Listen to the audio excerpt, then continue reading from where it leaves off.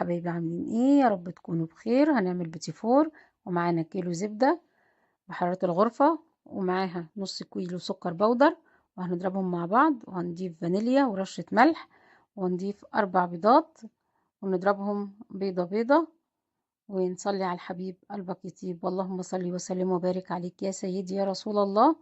وهنكمل بقية ضرب الزبدة بالبيض، ونضيف فانيليا كمان سايلة، بحب احط الاتنين مع كيلو وربع دقيق، ونضربهم. ولو عجينة بتلزقش كده تمام، لو بتلزق هتعوز كمان معلقتين دقيق، ونشكل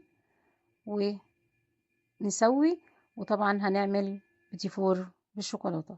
هنجيب معلقتين كاكاو، وعليهم معلقتين او 3 زيت او زبدة سايلة على حسب، ونضيفهم ونقلبهم كويس جدا، عشان المزيج اما يتحط الكاكاو بودر ما هيبقى مكلكع ومش هيتضرب كويس. الزيت هنا عشان يخليه لامع، وعشان برضو يعوض ايه الفرق اللي هنحطه عشان ما يبقاش مكتوم.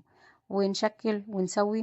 وهنا دي شوكولاتة سايحة او مربى على حسب الرغبة، وهنضيفها في النص ونلزق اتنين على بعض، ونحط برضو شوكولاتة على الوش، ونشكلهم ونحط عليهم، نضيف عليهم جوز الهند، سوداني مجروش،